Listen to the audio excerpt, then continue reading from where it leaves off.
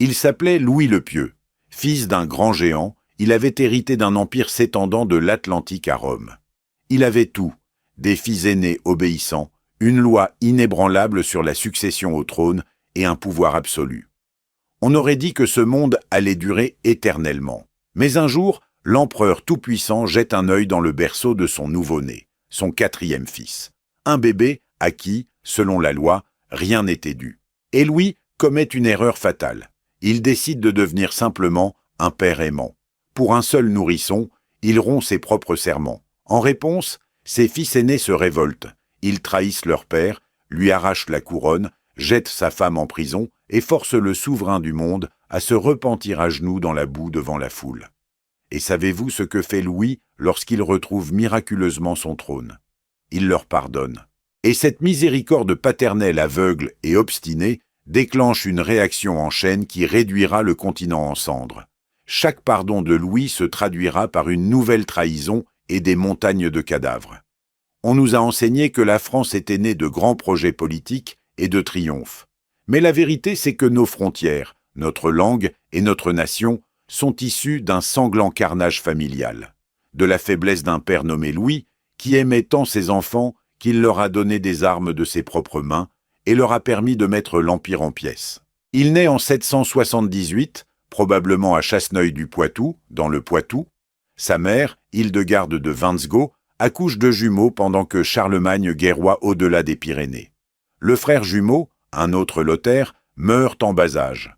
Louis survit. C'est le 4e fils légitime du roi des Francs, celui dont personne n'imagine qu'il montera un jour sur le trône impérial. À 3 ans, on l'envoie à Rome. Le pape Adrien Ier le sacre roi d'Aquitaine le 15 avril 781. 3 ans. On le porte dans les bras jusqu'à l'autel, on pose un minuscule diadème sur une tête qui ne sait pas encore former une phrase, et on le renvoie dans le sud, à Chasseneuil, puis à Douai-la-Fontaine, sous la garde de précepteurs et de soldats. Un enfant roi dans un monde de fer et de psaumes. Le jeune Louis grandit loin de la cour d'Aix-la-Chapelle, loin du père. Les tuteurs qui l'élèvent, le comte Mégingos, puis le duc Guillaume de Toulouse, lui enseignent l'administration, la chasse, le maniement des armes. Mais c'est le monastère qui le façonne. L'Aquitaine du 8e siècle est une terre de fondation monastique, de débats théologiques, de moines rigoristes qui croient que le pouvoir est un mandat divin exigeant une pureté morale absolue. Louis absorbe cette conviction comme une éponge. Il apprend le latin, le grec, chante les psaumes. Les chroniqueurs noteront, avec une insistance qui trahit l'étonnement, qu'il pleure dans les églises, que son front touche les dalles de pierre quand il prie, que sa piété n'est pas un calcul mais une foi viscérale.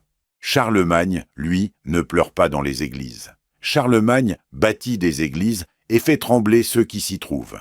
Son pouvoir repose sur un mélange de génie militaire, de charisme écrasant et de brutalité pragmatique.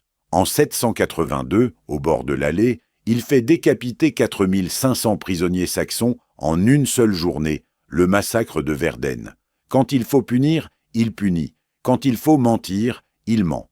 Quand il faut pardonner pour mieux frapper ensuite, il pardonne avec un sourire qui glace le sang de ceux qui le reçoivent. Louis n'a pas ce talent. La différence entre le père et le fils tient en une phrase. Charlemagne utilise la religion comme un outil. Louis y croit. Pourtant, réduire Louis à un dévot inoffensif serait une erreur que les sources ne permettent pas. Car cet homme sait faire la guerre. En 797, il mène campagne contre les Sarrasins au-delà des Pyrénées. En 799, il assiège Huesca. Et en 801 survient l'épisode qui aurait dû à lui seul inscrire son nom parmi les grands capitaines carolingiens, le siège de Barcelone. La ville est tenue par le gouverneur sarrasin Zaïd. Elle résiste depuis des mois. Les troupes franques campent autour des murailles romaines, sous un soleil qui assèche les rivières et les patiences. Les renforts sarrasins de Cordoue sont en route. Louis a 23 ans. L'enjeu dépasse la tactique. S'il prend Barcelone, il consolide la marche d'Espagne pour une génération entière, offrant à l'Empire franc un glacis défensif qui protégera la Septimanie et l'Aquitaine. L'astronome, ce biographe anonyme qui suivra Louis toute sa vie et dont la chronique reste notre source la plus précieuse, décrit la scène avec une précision militaire rare pour l'époque. Louis dirige les opérations depuis une colline surplombant la cité. Il refuse les propositions de reddition partielle. Il veut la ville entière. Il coupe les routes d'approvisionnement. Il attend. Quand Zaïd tente une sortie désespérée, elle est repoussée. Quand un corps de secours sarrasin approche depuis le sud, Louis détache une partie de ses forces pour le bloquer dans les défilés pyrénéens. Au bout de 7 mois de siège, Barcelone tombe. Zaïd est capturé et envoyé à Aix-la-Chapelle comme trophée vivant. Louis entre dans la ville en triomphateur. Les chroniques d'Anniane rapportent que les habitants chrétiens de Barcelone se pressent autour de lui, pleurant de joie, tandis que les Muezzins se taisent pour la première fois en 90 ans. C'est un moment de gloire pure. Le jeune roi d'Aquitaine a accompli ce que son propre père n'avait pas réussi, car Charlemagne, 23 ans plus tôt, avait échoué à Saragosse et son arrière-garde avait été massacré à Roncevaux. Le fils a réparé l'échec du père. La marche d'Espagne est créée. Des comtés francs s'installent à Barcelone, Gérone, Urgel, Cerdagne, une ligne de forteresse qui tiendra 2 siècles. Charlemagne reçoit la nouvelle à Aix-la-Chapelle. Selon Éginhard, il fait entonner un Te Deum dans la chapelle palatine. Mais il ne convoque pas Louise à la cour pour le féliciter. Il ne lui accorde aucun titre supplémentaire. Le fils victorieux retourne en Aquitaine et le père continue à gouverner comme si de rien n'était. C'est un schéma qui va se répéter toute la vie de Louis. Agir avec compétence, puis être ignoré ou minimisé. Conquérir, puis être renvoyé dans sa province. Le royaume d'Aquitaine, malgré Barcelone, reste un satellite d'Aix-la-Chapelle. Louis est roi, mais il n'est pas le roi. La distance entre le sud et le nord, entre Chasseneuil et Aix, est une distance physique. Elle est aussi, pour Louis, une blessure intérieure. Puis, l'impensable se produit. Les frères aînés meurent. Pépin, roi d'Italie, s'éteint en 810. Charles le Jeune, premier héritier du trône, meurt en décembre 811. En 2 ans, le destin balaie tous ceux qui séparent Louis du sommet. En septembre 813, Charlemagne, 71 ans, la santé déclinante, le pas lourd, convoque Louis à Aix-la-Chapelle. Dans la chapelle palatine, devant l'assemblée des grands du royaume, le vieil empereur accomplit un geste sans précédent. Il ordonne à Louis de saisir lui-même la couronne posée sur l'autel et de la poser sur sa propre tête. Pas de pape, pas d'intermédiaire ecclésiastique. Le pouvoir passe de père en fils, directement, comme un objet matériel. C'est la dernière fois que Louis voit son père vivant. Charlemagne meurt le 28 janvier 814 à Aix-la-Chapelle, emporté par une pleurésie. On l'enterre dans la chapelle qu'il a construite, assis sur un trône de marbre, vêtu de ses habits impériaux, une Bible sur les genoux et un fragment de la vraie croix autour du cou. Louis hérite d'un empire qui s'étend des côtes de la Baltique aux frontières du califat de Cordoue. 80 comtés, 300 abbayes, des dizaines de peuples et de langues. Le territoire le plus vaste qu'un souverain européen est gouverné depuis la chute de Rome. Mais il hérite aussi d'un problème que personne, avant lui, n'a eu à résoudre. Car Charlemagne a bâti cet empire sur sa seule personne. Il n'y a pas de constitution, pas de bureaucratie permanente, pas de droit successoral clair.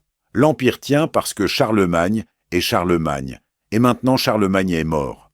Louis arrive à Aix-la-Chapelle en février 814 et ses premiers gestes révèlent immédiatement sa vision du pouvoir, une vision qui va le perdre, mais qui, pendant quelques années, va transformer l'Empire. Il renvoie les conseillers de son père. Il chasse du palais les sœurs de Charlemagne, Rotrude et Berthe, dont la vie dissolue à la cour, amants, enfants illégitimes, intrigues, scandalisaient sa conscience monastique. Les courtisans qui avaient prospéré sous l'Ancien règne sont remplacés par des hommes d'Aquitaine, en premier lieu Benoît d'Anniane, un moine d'origine wisigothique, devenu le directeur de conscience de Louis et l'architecte de la réforme la plus ambitieuse de l'Église carolingienne. En 816, le synode d'Aix-la-Chapelle impose à tous les chanoines de l'Empire une règle de vie commune inspirée de celle d'Augustin. En 817, une seconde série de décrets étend la réforme au monastère. La règle de Saint Benoît devient la norme unique pour tous les moines de l'Empire. Louis et Benoît d'Aniane veulent transformer la chrétienté franque en un bloc spirituel homogène, gouverné par les mêmes règles, les mêmes prières, les mêmes textes. C'est un projet révolutionnaire. C'est aussi un projet qui crée des ennemis, car chaque monastère réformé, chaque chanoine contraint de changer ses habitudes, chaque abbé dépossédé de ses privilèges est une source potentielle de rancœur. Et quand, plus tard, les fils de Louis chercheront des alliés contre leur père, ils trouveront parmi ses moines et ses évêques des hommes prêts à se venger. Mais en ces premières années, Louis ne voit pas le danger. Il est au zénith, empereur d'Occident, réformateur de l'Église, vainqueur de Barcelone, maître d'un palais à Aix-la-Chapelle dont les colonnes de marbre ont été arrachées aux ruines de Ravenne et de Rome. Sa journée commence par la prière de matine, se poursuit par des audiences publiques dans la Grande Aula Regia, une salle de 35 mètres de long, chauffée par un hypocauste, ornée de fresques représentant les conquêtes de Charlemagne, et se termine par la chasse, qu'il pratique avec une passion physique qui surprend ceux qui ne voient en lui qu'un dévot. En octobre 816, le pape Étienne IV traverse les Alpes pour le sacrer à Reims. C'est un événement fondateur, le premier sacre royal dans cette ville, une tradition qui se perpétuera presque 1000 ans, jusqu'à Charles X en 1825. Le pape pose sur la tête de Louis un diadème que la légende identifiera plus tard comme celui de Constantin. L'astronome note que Louis abandonne ce jour-là les titres de roi des Francs et de roi des Lombards pour ne garder qu'un seul titre, par la divine ordonnance de la Providence, empereur et Auguste. Ce n'est pas de la vanité, c'est un programme. Louis veut régner non en chef de guerre franc, mais en souverain chrétien universel. L'Empire n'est pas une collection de royaumes tenus par la force, c'est un ordre voulu par Dieu, dont l'empereur est le gardien. Et c'est avec cette conviction qu'il prend la décision qui va tout détruire. En juillet 817, à Aix-la-Chapelle, il réunit une grande assemblée et promulgue l'Ordinatio Imperii. Le texte est d'une ambition et d'une clarté terrifiantes. Lothaire, l'aîné, né en 795, est proclamé co-empereur et seul héritier du titre impérial. Pépin, né vers 803, reçoit le royaume d'Aquitaine. Louis, le troisième fils, né en 804 ou 805, qu'on appellera le germanique, reçoit la Bavière. Les deux cadets sont subordonnés à l'aîné. Ils doivent le consulter chaque année lors d'une assemblée commune, ne peuvent ni se marier ni déclarer la guerre sans son consentement. L'aîné a le droit de les avertir 3 fois, puis de les punir. L'unité de l'Empire prime surtout. L'intention est admirable. Louis veut éviter ce qui a détruit les Mérovingiens, le morcellement du royaume entre héritiers rivaux, les guerres fratricides qui avaient transformé la Gaule du VIe siècle en un abattoir dynastique. Frédégonde et Bruno, Clotaire et Chilpéric, les noms de ces reines et de ces rois mérovingiens résonnaient encore dans la mémoire carolingienne comme des avertissements sanglants. Louis refuse que ses fils reproduisent ce cauchemar. Il établit donc une hiérarchie claire. L'aîné commande, les cadets obéissent, l'Empire survit. Mais voilà l'erreur, une erreur que seul un père peut commettre. Louis croit que ses fils accepteront cet arrangement parce qu'il est juste. Il croit que l'amour fraternel, nourri par la piété chrétienne, prévaudra sur l'ambition personnelle. Il croit que les mots couchés sur un parchemin, sanctionnés par Dieu et approuvés par les évêques, suffiront à contenir la faim de pouvoir d'hommes qui portent, eux aussi, le sang de Charlemagne dans leurs veines. L'Ordinatio Imperii n'est pas un testament, c'est une bombe dont la mèche vient d'être allumée. Mais la mèche ne brûle pas tout de suite, il faudra un événement pour l'accélérer. Un événement minuscule, biologique, intime, un événement qui tient dans un berceau. L'Ordinatio a déjà provoqué un premier drame, un drame que Louis portera comme une plaie jusqu'à la fin de ses jours. En 817, l'année même du décret, Bernard d'Italie se révolte. Bernard est le neveu de Louis, le fils de Pépin, frère aîné de Louis, mort en 810.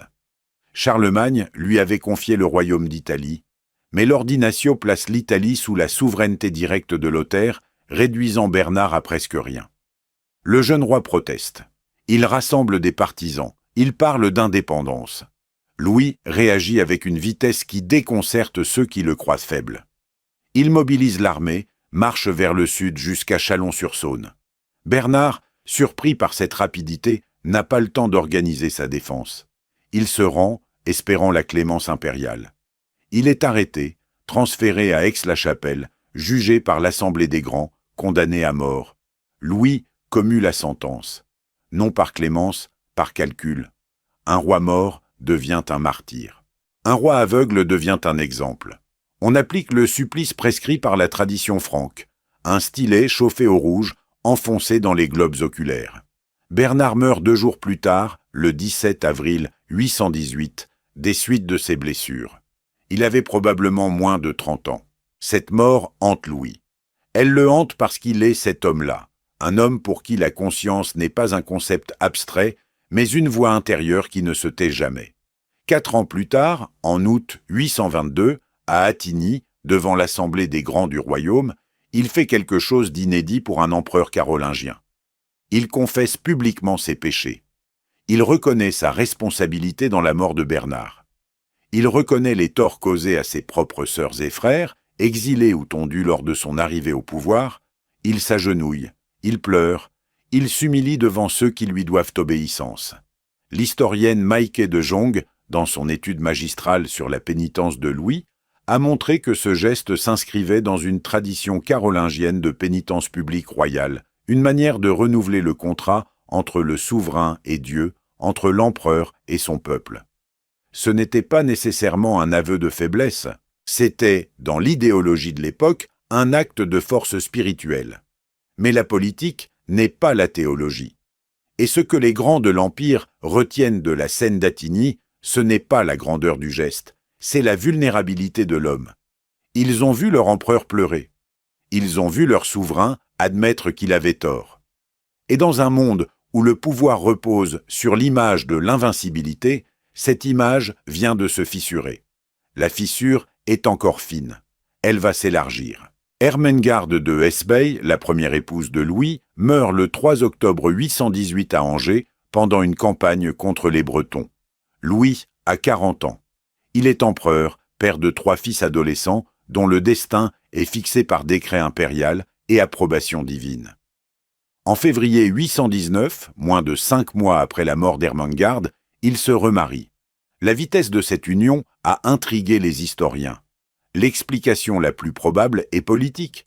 Un empereur sans épouse est un empereur sans héritier potentiel supplémentaire, sans alliance matrimoniale, sans ancrage dans le réseau aristocratique qui tient l'Empire ensemble. Mais peut-être y avait-il aussi autre chose. Peut-être Louis, cet homme de prière et de solitude, avait-il besoin de quelqu'un. Sa nouvelle épouse s'appelle Judith. Elle est la fille du comte Welf Ier de Bavière et d'Eilwig de Saxe, une alliance qui rattache Louis aux 2 plus grandes familles aristocratiques de la Francie orientale. Les chroniqueurs de l'époque, même les plus hostiles, s'accordent sur un point. Judith est d'une beauté exceptionnelle. Le poète Walafrid Strabon, qui deviendra plus tard le précepteur de son fils, compare sa grâce à celle d'une figure biblique. Mais ce n'est pas sa beauté qui va changer le cours de l'histoire. C'est son intelligence politique, c'est sa volonté, et c'est son ventre. Le 13 juin 823, à Francfort-sur-le-Main, Judith donne naissance à un garçon. On le prénomme Charles. Il deviendra Charles le Chauve, et le premier roi de ce qui sera un jour la France. Cette naissance est un séisme politique dont les répliques se feront sentir pendant 30 ans, car l'Ordinatio Imperii de 817, ce texte solennel que Louis a fait jurer par tous les grands de l'Empire, ne prévoit aucune place pour un 4e fils. Les parts sont distribuées. Les titres sont attribués. Lothaire est empereur, Pépin à l'Aquitaine, Louis le Germanique à la Bavière. Il n'y a rien pour Charles. Et voici le moment où le père entre en guerre contre l'empereur, car Louis aime cet enfant. Il l'aime avec l'intensité particulière que les hommes vieillissants réservent parfois à leur dernier-né. L'enfant de l'automne, celui qui arrive quand on n'attendait plus rien. Judith, mère et stratège, canalise cette affection et la transforme en un projet politique de grande envergure. Son fils doit avoir un royaume. Et pour qu'il ait un royaume, il faut défaire ce qui a été fait. Ce qui a été fait, c'est l'Ordinatio Imperii, un texte juré devant Dieu, approuvé par les évêques, sanctionné par une assemblée de 500 grands du royaume. Revenir dessus, c'est trahir un serment sacré, rompre l'alliance entre l'empereur et le ciel, déstabiliser un édifice juridique que Louis lui-même a présenté comme la volonté de la Providence. Ne pas le faire, c'est condamner son propre fils à n'être rien. Un prince sans terre, un carolingien sans couronne, un fils de l'empereur réduit à la condition monastique. Louis choisit son fils. Le processus est graduel, mais sa direction est implacable. Judith tisse d'abord un réseau de fidèles. Le personnage central de cette nouvelle constellation est Bernard de Septimanie, marquis de Gothie, fils du grand Guillaume de Gellone, ce héros de la Reconquista que les chansons de geste immortaliseront sous le nom de Guillaume d'Orange. Bernard est jeune, brillant, ambitieux, et il a un fait d'armes spectaculaire à son actif. En 826, il a défendu Barcelone contre une offensive sarrasine majeure, sauvant la marche d'Espagne que Louis lui-même avait conquise 25 ans plus tôt. Louis le nomme chambellan du palais, la position la plus puissante de l'Empire après celle de l'empereur. C'est un coup de dé, car Bernard n'est pas seulement compétent, il est arrogant, provocateur, et il méprise ouvertement les anciens conseillers de Charlemagne qui occupent encore des positions clés. L'ancien conseiller Wala, un cousin de Charlemagne, abbé laïque de Corbie, l'un des hommes les plus puissants et les plus respectés de l'Empire, est écarté. Lothaire, qui considère Wala comme son propre mentor, voit dans cette disgrâce une attaque personnelle. Il n'a pas tort. Judith et Bernard construisent systématiquement un nouveau cercle de pouvoir. Et chaque homme qu'ils installent remplace un homme qui appartenait au réseau de Lothaire. En août 829, lors de l'assemblée de Worms, Louis franchit le pas décisif. Il modifie la succession. Le petit Charles, 6 ans, reçoit un ensemble de territoires, l'Alémanie, l'Arétie, l'Alsace, une partie de la Bourgogne. Ce sont des territoires pris dans la part de Lothaire. Le signal est clair pour tous ceux qui savaient lire une carte. L'ordinatio de 817 est morte. Et Lothaire, l'héritier désigné, vient d'être dépouillé sans avoir été consulté. Ce que Louis n'a pas vu, ou n'a pas voulu voir, c'est qu'il a donné à ses 3 fils aînés la seule chose qui leur manquait pour se rebeller en toute bonne conscience. Un motif de révolte qui ressemble à de la justice. Ils ne se battront pas pour leur ambition personnelle, ou du moins, pas en public. Ils se battront pour l'ordinatio imperii, pour le serment sacré, pour l'ordre voulu par Dieu. Et c'est leur père qui leur a fourni l'argument. Le paradoxe est vertigineux. Louis a créé l'ordinatio pour maintenir l'unité de l'Empire. Puis, il a brisé l'ordinatio pour protéger son fils. Et ses autres fils vont utiliser l'ordinatio brisée comme justification de leur révolte. L'arme que Louis a forgée pour empêcher le chaos est devenue l'arme que ses enfants retournent contre lui. Et maintenant, la bombe est amorcée. La première explosion est imminente. Mais avant de raconter ce qui va suivre, il faut comprendre un mécanisme que les historiens du IXe siècle ne pouvaient pas nommer, mais que nous, avec le recul, pouvons identifier clairement. Le système carolingien fonctionne sur la fidélité personnelle. Il n'y a pas d'État au sens moderne. Pas d'administration impersonnelle. Pas de loi qui s'applique indépendamment de celui qui la promulgue. Le pouvoir, dans l'Empire franc, est un réseau de relations homme à homme. Le vassal jure fidélité au seigneur, le comte jure fidélité à l'empereur, l'évêque est nommé par l'empereur et lui doit sa charge. Ce que cela signifie, concrètement, c'est que chaque grand de l'Empire a un protecteur. Et quand Louis change les règles de la succession, il change aussi la cartographie des protections. Les comtes et les évêques, qui avaient lié leur destin à Lothaire, se retrouvent soudain dans le camp du perdant. Leur réflexe n'est pas idéologique, il est existentiel. Ils doivent choisir, rester fidèles à l'empereur au risque de perdre leurs terres et leurs charges si Lothaire finit par l'emporter. Ou rejoindre Lothaire, au risque d'être puni si l'empereur tient bon. C'est cette mécanique, pas les sentiments, pas la théologie, pas l'amour filial qui va déchirer l'Empire. La première révolte éclate au printemps 830. Elle est rapide, brutale et parfaitement coordonnée. Tout commence par une rumeur. Les partisans de Lothaire, voilà, l'abbé Hildouin de Saint-Denis, le comte Hugues de Tours, le comte Madfrid d'Orléans, lancent une campagne de calomnie contre Judith et Bernard de Septimanie. La reine, disent-ils, est adultère. Bernard est son amant. L'enfant Charles n'est peut-être pas le fils de l'empereur. C'est une accusation d'une violence symbolique maximale, car si Charles est illégitime, tout le remaniement successoral est un crime. Vrai ou faux? Les historiens penchent majoritairement pour la calomnie fabriquée. Stuart Early, spécialiste de l'aristocratie carolingienne, a montré que les accusations d'adultère contre les reines franques étaient un instrument politique classique, un moyen de détruire l'influence d'une femme sans attaquer directement l'empereur. Mais la vérité importe peu. Ce qui compte, c'est que la rumeur circule, qu'elle empoisonne le palais, qu'elle donne aux mécontents un prétexte. Pépin d'Aquitaine et Louis le Germanique marchent vers Compiègne, où Louis le Pieux tient sa cour de Pâques. Leur mot d'ordre est habile, ils ne se rebellent pas contre leur père. Ils viennent le libérer de l'influence néfaste de Judith et de Bernard. Ce vocabulaire n'est pas innocent. En se présentant comme des sauveurs, ils transforment un coup d'État en acte de piété filiale. Le palais tombe sans combat. Bernard de Septimanie, averti juste à temps, s'enfuit à Barcelone. Judith est arrachée à la cour et enfermée au monastère Sainte-Radegonde à Poitiers. Selon Pachaz Radbert, l'abbé de Corbie et biographe de Walla, on lui fait prononcer des vœux monastiques sous la contrainte. Le petit Charles, 7 ans, est confié à des moines et destiné à la tonsure, c'est-à-dire, dans le langage politique de l'époque, à la mort civile. Louis est formellement maintenu sur le trône, mais sous la tutelle de Lothaire, rappelé d'Italie. L'empereur est devenu une marionnette dans les mains de son fils aîné. Et ici, pour la première fois, le paradoxe central de toute cette histoire éclate en pleine lumière. Louis a donné à ses fils des royaumes, des armées, des réseaux de vassaux, des trésors. Il leur a tout offert, et il s'étonne que ces cadeaux soient utilisés contre lui. Il a armé ses propres bourreaux, puis s'est présenté devant eux les mains nues. Mais Louis n'a pas dit son dernier mot, pas encore. Et c'est ici que l'homme révèle une ressource que personne, ni ses fils, ni ses ennemis, ni les historiens des siècles suivants, ne lui avaient soupçonné: le sens tactique. Il négocie séparément avec Pépin et Louis le Germanique. Son offre est simple et cynique, un agrandissement de leur territoire en échange de quoi ils rompent avec Lothaire. L'appât est irrésistible.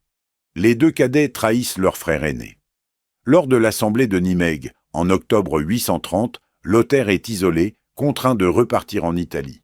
Judith est libérée du monastère. Charles retrouve son père. Louis a gagné cette manche. Mais le prix est exorbitant. Pour briser la coalition, il a dû promettre davantage de territoire, davantage d'autonomie, davantage de pouvoir à chacun de ses fils cadets.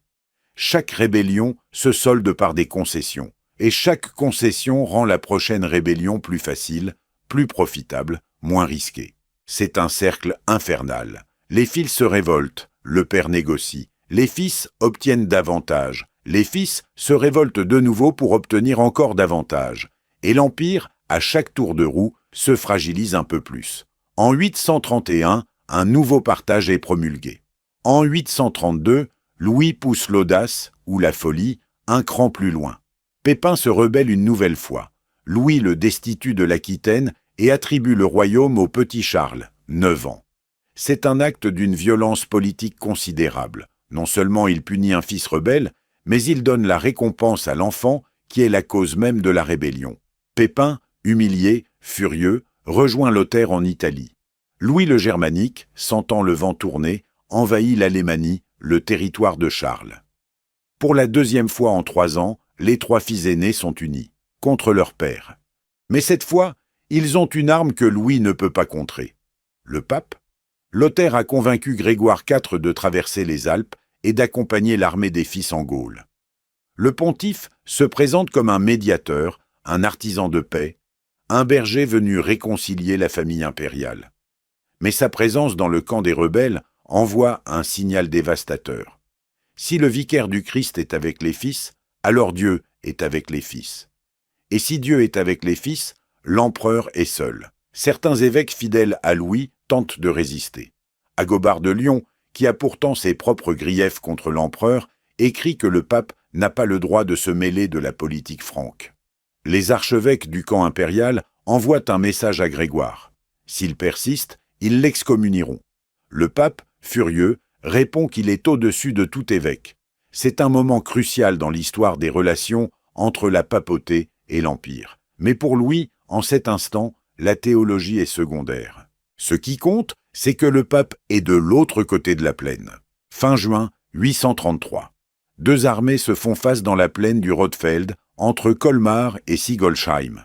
Le terrain est plat, herbeux, cerné par les collines des Vosges à l'ouest et les premières pentes de la forêt noire à l'est. D'un côté, Louis le Pieux et ce qui reste de ses fidèles. De l'autre, Lothaire, Pépin, Louis le Germanique, le pape Grégoire IV, une partie du clergé franc et une armée numériquement écrasante. Pendant une semaine, les négociations se poursuivent. Le pape va et vient entre les camps. Lothaire envoie des émissaires. Des promesses sont faites. Des serments sont prononcés. Et chaque nuit pendant 7 jours, les hommes de Louis traversent la plaine.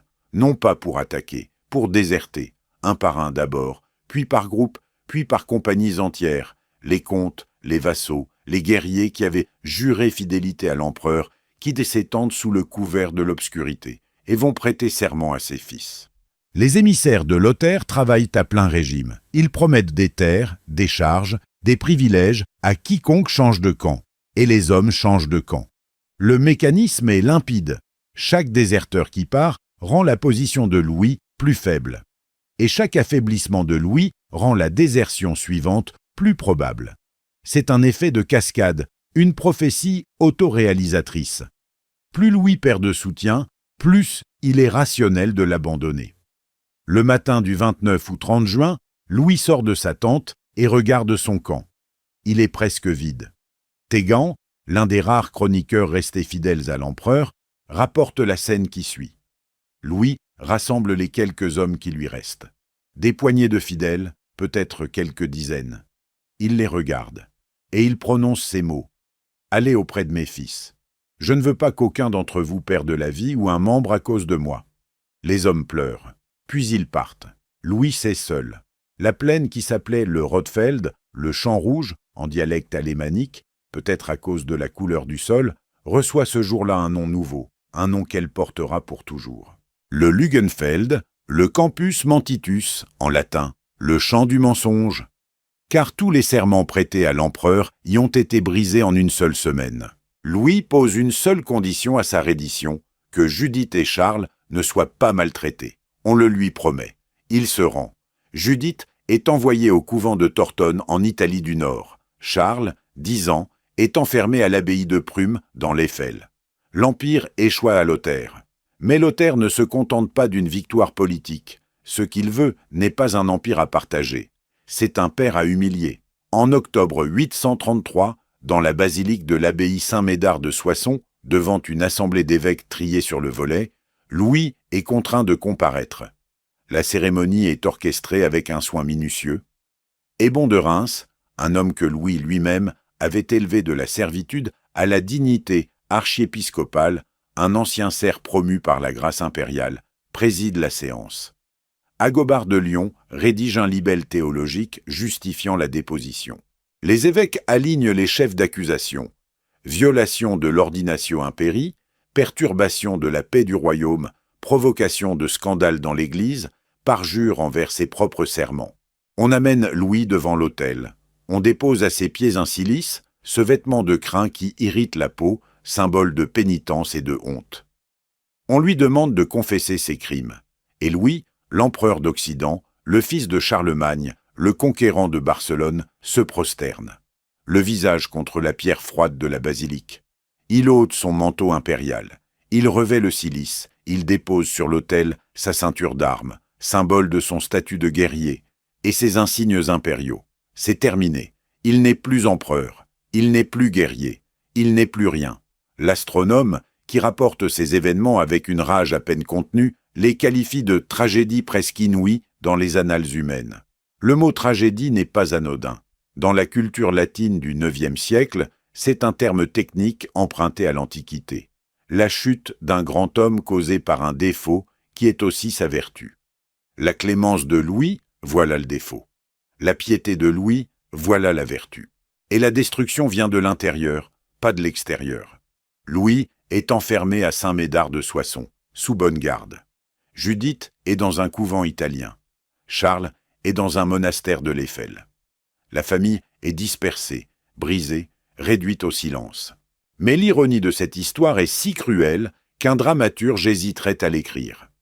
Car Lothaire, une fois au pouvoir, commet exactement l'erreur que son père avait voulu prévenir par l'ordinatio imperii. Il traite ses frères cadets comme des subordonnés. Pépin et Louis le Germanique découvrent que l'aîné, qui les a utilisés pour abattre leur père, n'a nullement l'intention de partager le pouvoir avec eux. Nithard, petit-fils de Charlemagne par sa mère Berthe, témoin direct des événements et l'un des chroniqueurs les plus précieux du IXe siècle, résume la situation avec une concision glaçante. Lothaire revendiquait tout l'empire pour lui seul et voulait réduire ses frères en état d'infériorité. Ceux-ci s'y résignaient difficilement. Et donc, la spirale. Les deux cadets qui ont déposé leur père décident de le restaurer. Non par amour, non par remords, par calcul. Leur père affaibli, humilié, brisé, est un allié plus utile qu'un frère aîné qui veut tout prendre.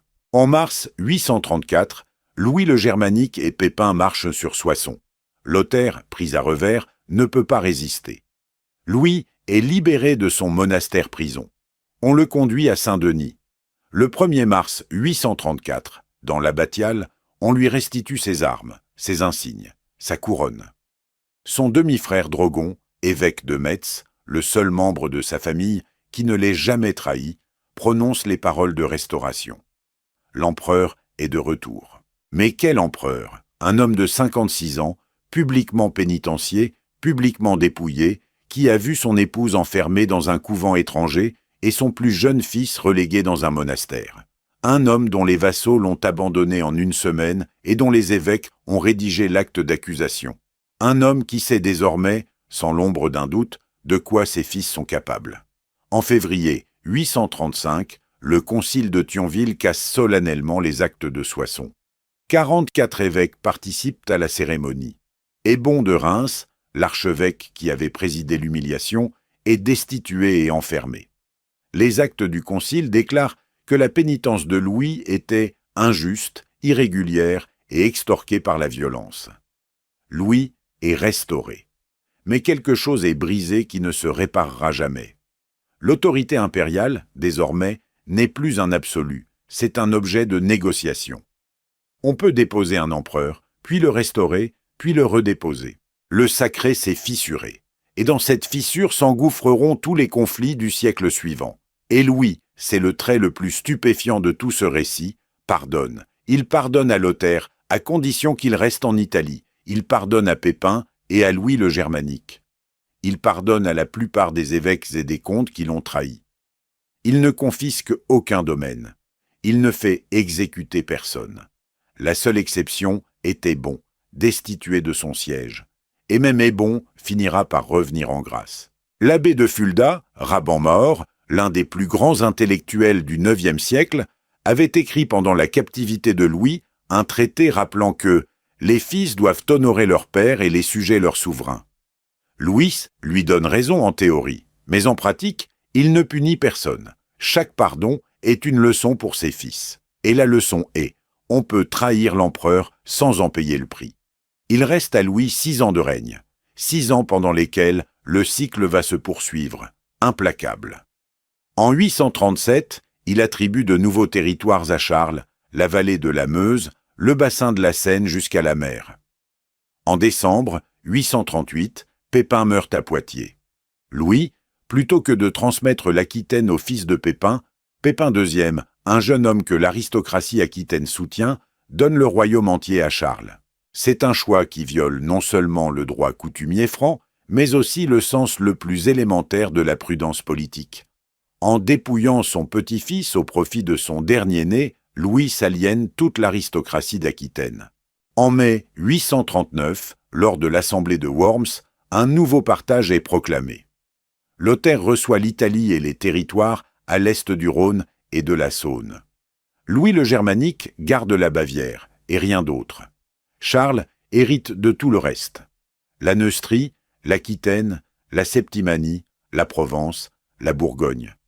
Louis le Germanique regarde cette carte et comprend qu'il est le grand perdant. Son père obsédé par le désir de protéger Charles, a sacrifié l'équilibre entre ses fils. Le cadet a tout. Les aînés survivants n'ont que des miettes. En 839, Louis le Germanique envahit l'Alémanie et la Saxe. C'est la troisième révolte armée contre le père. Et cette fois, l'empereur a 61 ans, le corps usé par la maladie, l'esprit fatigué par des décennies de trahison. Il prend quand même les armes. Il traverse le Rhin à la tête de ce qui reste de ses forces. Mais la maladie le rattrape. Le printemps de 840 est froid et humide. Louis, en route vers l'est pour affronter son fils Louis le Germanique, atteint Salz, en Thuringe, quand la fièvre le saisit. Les médecins du palais, si l'on peut appeler médecins les praticiens qui mélangent saignée et prière, diagnostiquent une maladie de poitrine. Les symptômes décrits par l'astronome, fièvre violente, difficultés respiratoires, épuisement total, évoquent une pneumonie. On le transporte sur une île du Rhin, près d'Ingelheim, dans un palais impérial qui surplombe le fleuve. C'est un lieu de transit, ni tout à fait la rive gauche, ni tout à fait la rive droite, ni la Francie occidentale, ni la Francie orientale. L'empereur va mourir entre deux mondes, comme il a vécu entre deux rôles, le père et le souverain, le chrétien et le politique, l'homme qui pardonne et l'homme qui devrait punir. Les derniers jours sont racontés par l'astronome avec une précision qui trahit la présence d'un témoin oculaire, peut-être l'astronome lui-même. Louis sait que la fin approche. Il fait appeler Drogon, son demi-frère, l'évêque de Metz. C'est le seul homme de sa famille en qui il a une confiance absolue. Et cette confiance repose sur un fait simple. Drogon est un fils illégitime de Charlemagne, né d'une concubine, qui n'a jamais eu de prétention au trône et n'en aura jamais. Il est le seul carolingien qui n'a rien à gagner à la mort de Louis. Ensemble, ils prient, Louis communie. Il jeûne, bien qu'il soit mourant, il refuse de manger, parce que c'est le carême et que sa conscience lui interdit de rompre le jeûne pascal, même au seuil de la mort. Il appelle ses fidèles restants, il y en a si peu, et leur donne ses dernières instructions. Sa couronne, son épée et son sceptre doivent être envoyés à Lothaire. C'est un geste d'une profondeur amère. Il transmet les insignes impériaux à celui-là même qui les lui a arrachés 7 ans plus tôt dans la basilique de Soissons. Mais il y met une condition, une dernière condition de père, désespérée, presque suppliante, que Lothaire protège Judith et Charles, que Lothaire respecte la part qu'il a attribuée à son plus jeune fils, que Lothaire soit, enfin, le frère aîné bienveillant que Louis a toujours rêvé qu'il soit. L'astronome note que dans ces derniers moments, Louis regarde vers la gauche, selon les conventions médiévales, le côté du diable, et murmure « Hutz, Hutz, dehors, dehors », comme s'il chassait un esprit malin. Puis il tourne la tête vers la droite, sourit, et prononce quelques mots inaudibles. Selon certaines chroniques, Tégane les rapporte, d'autres sources les nuancent, ces dernières paroles articulées furent adressées à son fils absent. Qu'il sache que c'est lui qui a causé ma mort, mais je lui pardonne. Les historiens débattent. Courtney Booker, dans son étude sur la mémoire de Louis le Pieux, a montré que les derniers mots des souverains médiévaux sont presque toujours reconstruits après coup, façonnés pour servir un message politique ou moral. La phrase attribuée à Louis est peut-être authentique. Elle est peut-être une invention de Tégan, destinée à transformer la mort de l'empereur en accusation contre ses fils, tout en maintenant l'image d'un souverain chrétien qui pardonne jusqu'au bout. Mais même si les mots sont inventés, la vérité qu'ils portent ne l'est pas. Louis pardonne. C'est le geste qui a défini sa vie. Et ce pardon final, le plus grand, le plus tragique, celui qu'il offre à un fils qui n'est même pas là pour l'entendre, est aussi le plus terrible. Car il ne pardonne pas par grandeur d'âme. Il pardonne parce qu'il ne sait pas faire autrement. C'est sa nature, c'est sa prison. C'est ce qui l'a rendu admirable et ce qui l'a détruit.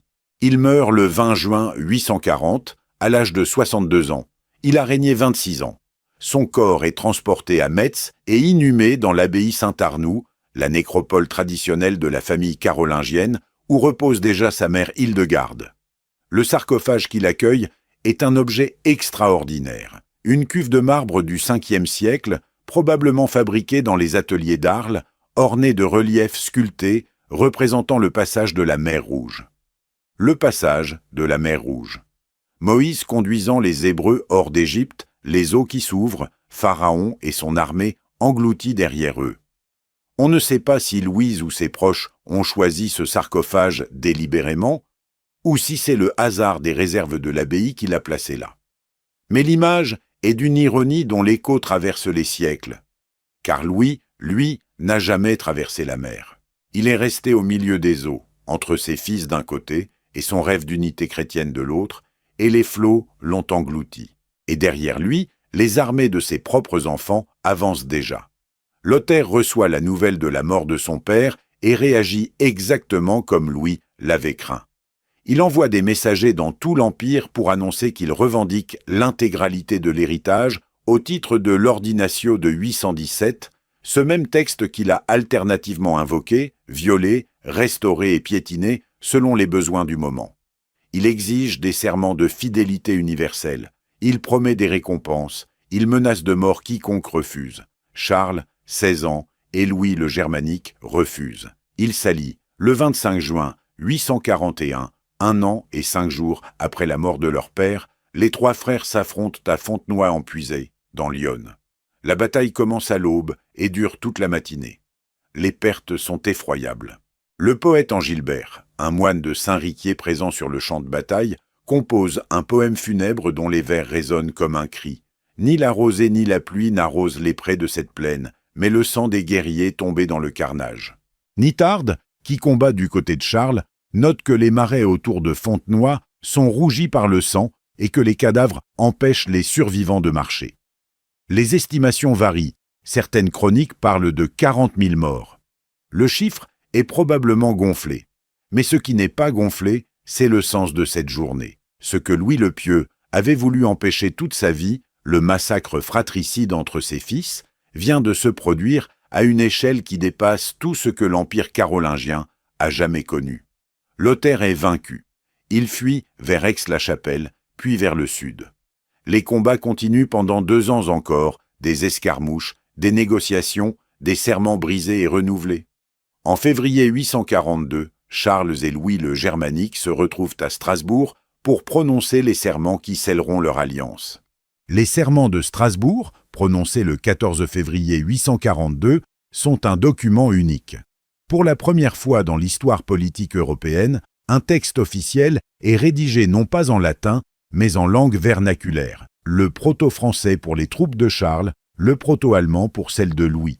Chaque roi jure dans la langue de l'autre, afin que les soldats de son allié comprennent l'engagement.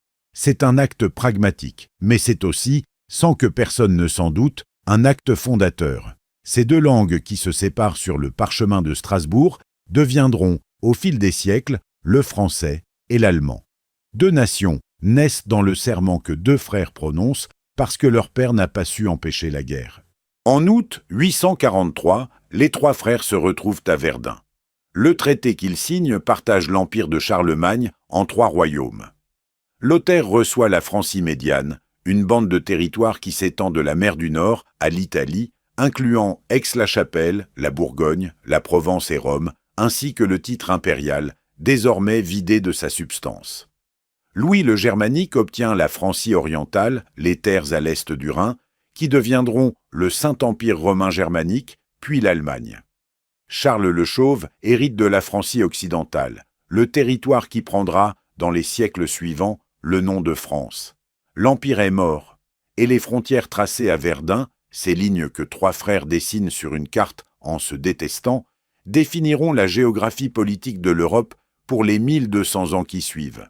L'Alsace-Lorraine, que la France et l'Allemagne se disputeront jusqu'au XXe siècle, est née dans ce partage. La question romaine, la souveraineté sur l'Italie aussi. Le concept même de nation européenne, avec ses frontières linguistiques et culturelles, trouve ses racines dans la boue de Verdun, en août 843. Tout cela, les batailles, les massacres, les frontières, les nations, parce qu'un père a aimé un enfant de trop. On l'a appelé le débonnaire. Le mot a traversé les siècles comme un verdict moqueur. L'origine est un mot latin, mitissimus, le très doux. Un chroniqueur l'utilise une seule fois au IXe siècle. Au XIIIe siècle, le clerc primate le traduit en vieux français dans les grandes chroniques de France et le surnom se fige. Louis le débonnaire, l'empereur faible. l'homme qui n'était pas à la hauteur de l'héritage de Charlemagne. Le père qui s'est laissé dévorer par ses fils. Cette lecture, confortable et simple, a dominé l'historiographie pendant des siècles. Philippe Auguste, en quête de modèle, ne cite jamais Louis le Pieux. Saint Louis préfère invoquer Charlemagne. Napoléon lui-même utilise le souvenir de Louis comme un repoussoir. En 1809, face à ses évêques qu'il accuse de complicité avec le pape Pie VII, l'empereur des Français entre dans une rage calculée. Selon les mémoires du cardinal Pacca, il martèle la table et lance « Vous voulez me traiter comme Louis le débonnaire. Ne confondez pas le fils avec le père. Vous voyez en moi Charlemagne. » Napoléon avait compris.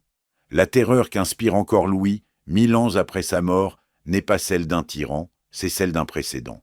Louis a prouvé qu'un empereur pouvait être détruit par sa propre bonté, que les fils pouvaient dévorer le père, que le pardon, dans un monde de loups, est une forme de suicide.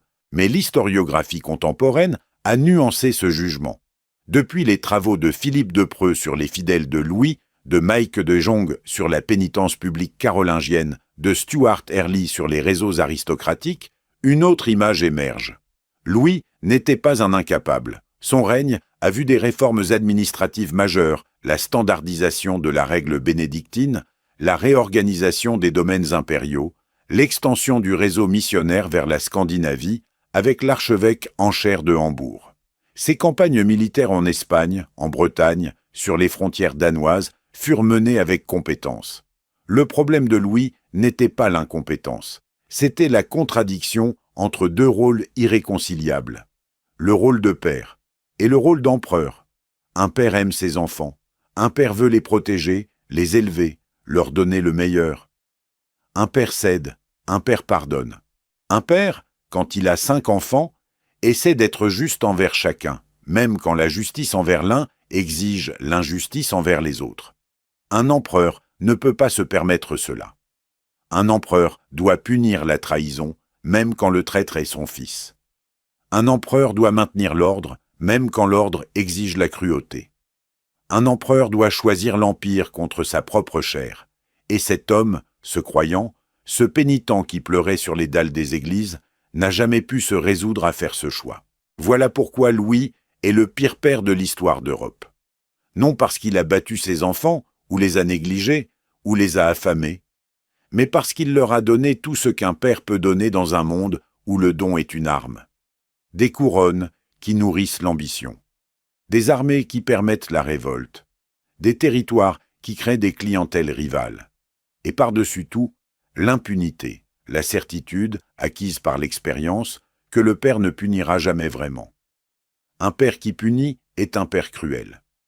Un père qui ne punit pas est un père qui fabrique des monstres. Louis a refusé d'être cruel. Et ses fils sont devenus des monstres. Mais pas des monstres simples. Pas des caricatures de méchants. Lothaire, Pépin et Louis le Germanique étaient, chacun à leur manière, des hommes formés par un système qui les avait placés dans une position impossible. L'ordinatio de 817 avait décidé de leur destin avant qu'ils soient en âge de le contester. Puis leur père avait changé les règles, 1 fois, 2 fois, 5 fois, sans jamais leur expliquer pourquoi la nouvelle règle serait plus stable que la précédente. Ils ont grandi dans l'incertitude perpétuelle, sachant que ce qu'on leur avait donné pouvait leur être repris au prochain caprice paternel, au prochain berceau, à la prochaine assemblée de Worms. Peut-on blâmer un loup d'agir en loup quand c'est son propre père qui l'a nourri de viande crue? La réponse, bien sûr, est oui. On peut toujours blâmer, mais on peut aussi comprendre. Et comprendre ici, c'est voir que la tragédie de Louis n'est pas celle d'un homme faible face à des fils cruels. C'est celle d'un système, le système carolingien, fondé sur la fidélité personnelle et le partage dynastique, qui contenait en lui-même les germes de sa propre destruction. Louis n'a pas inventé ce système. Il en a hérité. Et il a essayé, avec les outils de sa foi et de sa conscience, de le faire fonctionner humainement. Il a échoué. Mais il a échoué parce que le système ne pouvait pas fonctionner humainement. Il exigeait, pour survivre, une dureté que Louis ne possédait pas, ou refusait de posséder. Le sarcophage du passage de la mer Rouge est aujourd'hui au musée de la Cour d'Or, à Metz. Ce qui reste de Louis le Pieux tient dans quelques fragments de marbre sculpté, survivants de la Révolution française qui a dispersé les tombeaux de Saint-Arnould. La tombe de Charlemagne, à Aix-la-Chapelle, attire des centaines de milliers de visiteurs chaque année. Celle de Louis n'existe plus. L'empire qu'il a voulu maintenir uni s'est brisé en morceaux. Les fils qu'il a aimés se sont entretués. L'unité chrétienne qu'il poursuivait n'a jamais existé. Ou plutôt, elle a existé exactement le temps de sa vie, exactement aussi longtemps que quelqu'un croyait assez fort pour essayer de la maintenir. Mais les frontières nées de son échec existent encore. La France, l'Allemagne, l'Italie, 3 nations, 3 langues, 3 histoires, sont les enfants de sa défaite. Et les serments de Strasbourg, ce texte bilingue par lequel 2 de ses fils s'allient contre le 3e, sont considérés par les linguistes comme le premier document littéraire en langue française et le premier document littéraire en langue allemande. 2 littératures, 2 cultures, 2 identités, nées du sang que Louis n'a pas su empêcher de couler. Si l'on cherche le moment exact où l'Europe moderne a commencé, il ne faut pas le chercher à Verdun en 843, ni à Strasbourg en 842. Il faut le chercher à Francfort, le 13 juin 823, dans une chambre où une femme nommée Judith pose un nouveau-né dans les bras d'un empereur vieillissant. Louis a regardé cet enfant, et il s'est dit « Je lui donnerai un royaume ». Ce royaume, Charles l'a eu. Mais le prix, ce prix que les pères paient toujours quand ils aiment trop et gouvernent mal, c'est Louis qui l'a payé. Avec sa couronne, avec sa dignité, avec sa liberté, avec sa vie, et avec l'empire de son père. Et ce qu'il y a de plus cruel dans cette histoire, plus cruel que le chant du mensonge, plus cruel que la pénitence de Soissons, plus cruel que la solitude de l'île d'Ingelheim, c'est que Louis le savait. Il l'a su dès le moment où il a vu ses fils grandir et réclamer. Il l'a su dès la première révolte. Il l'a su dès que Judith lui a mis Charles dans les bras. Il savait qu'il armait ses propres bourreaux. Il savait que chaque cadeau serait retourné en armes. Il savait que le pardon nourrissait la trahison. Et il a continué quand même, parce qu'il était père.